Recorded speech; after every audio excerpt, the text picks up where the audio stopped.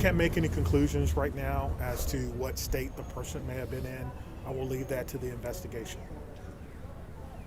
I also want to ask, eyewitnesses feel there wasn't very much de-escalation from the officers. Can you give a response to that? They felt that there should have been more done. Hang on for a second. I think we have.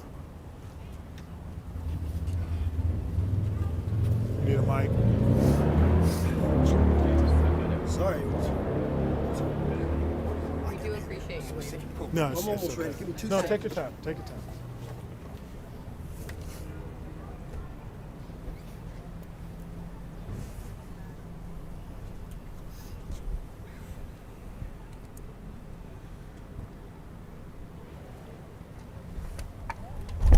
Oh, And Chief, Take your just time. for You those wanna of us who set are it up? joining, Do you want to put it in?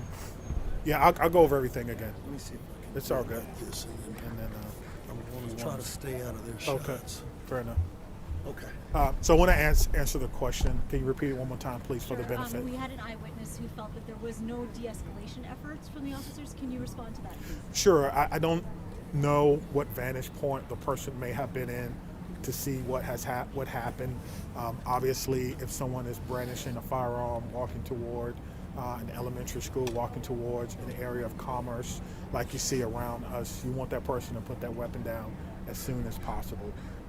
Certainly, compliance is always best.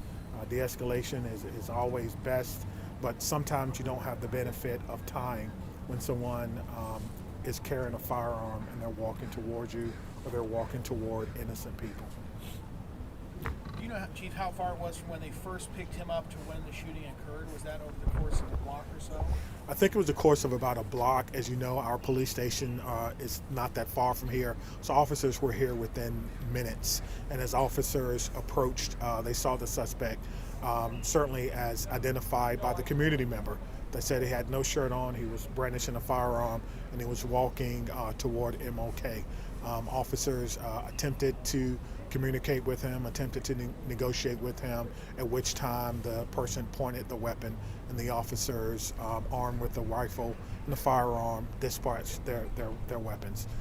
Again, it's important to note that this will be investigated by the King County Force Investigation Team, which is independent of our investigation. Our role at this particular point is simply to hold the crime scene, to preserve all the evidence so that this team can come in and answer your questions and be able to determine what happened and what did not happen.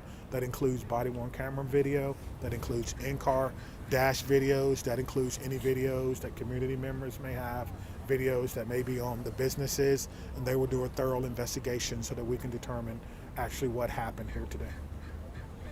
I got here a little bit late, Chief. If you guys don't mind, can you run it down for me real quick again, just how it started? Sure. So officers were dispatched about 1:30 p.m. To this intersection behind me at Othello and MLK. A community member had called in, stated that a person was walking toward MLK from Rainier. That person had no shirt on and was brandishing and waving a firearm. As you know, our police station is very close, so officers were here within minutes. They approached that person. One officer tried to negotiate or to de-escalate the situation, but again, a person with a weapon, time really is not on your side unless you have immediate compliance. The officers armed with a rifle and firearm dispatched those weapons, and the suspect went down. When the suspect went down, he was still carrying or holding on to his firearm. I'm told that officers used a 40-millimeter sponge round to dislodge that weapon from his hand, at which time officers immediately began to render aid to this person, as is our usual procedure, and fire was called. Fire rescue came as well and rendered aid. Unfortunately, the person succumbed to his injuries, and that person has died. We immediately put the school that you see behind me, the elementary school, on lockdown. That has since been lifted because there's no more danger to the community. Do you know how many officers fired?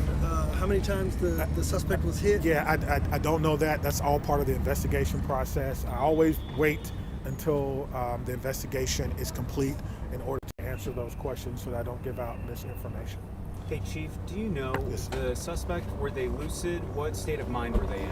Yeah, that will be done through the autopsy. Sometimes we do toxicology to determine if there's substance abuse, talking to family members to see if there's a mental health breakdown. We don't know. And so it's not really my place to speculate on that now. And we think that we'll find that information out from the investigation findings. Did you see what kind of weapon the suspect had? The suspect had a handgun, but the correct make and model will be determined. I haven't seen it. That weapon is not in my custody. It is preserved at the scene as standard procedure until the actual investigators get here and take custody of that. And can you clarify, Chief, can you clarify what happened at the apartment building across the way? I cannot. Okay, there's a gunshot through the window. Yes. What can you say about yes, that? thank you. It is determined that one of the officers' rounds did pierce that. There was some glass shrapnel, I'm not certain, that was affected by a community member. That community member was transported for observation, non-life threatening, expected to be treated and released. Was that Thank person you. shot or just hit by glass? We don't know. We don't know. We do not believe they were shot. Thank you, Chief. And this is a Okay. very public-facing scene. What can you say to the people who live in this area that are watching from their apartments tonight? Yeah, certainly, public safety and fear of public safety is something that's on everyone's mind. We have a lot of weapons. We have a lot of things that happen in our city. We have a big city. We're trying to respond to those incidences as best we can. You will continue to see a large presence in this area, a constant presence. Again, our police station is just up the road, and so police officers are in this area a lot. And so I've been in this area a lot myself. And so, we're going to try to do our best to make sure that community members are reassured after such a tragic incident. Thank you, Chief. Thank you. Chief, sorry, one last question. We just step away. I apologize. Was there another person injured in all of this? Yeah, I just spoke of that when you. It's okay. It looks like that one of the rounds could have potentially pierced a glass, and so some shards of glass or perhaps bullet fragments may have injured a community member not involved.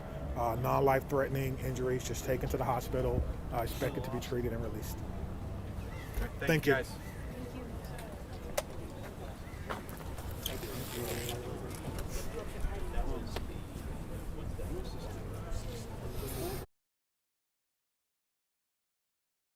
Listening to a live press conference by Seattle Police Department Police Chief Sean Barnes, who has just told us that a suspect shot by police officers just over an hour ago has now died.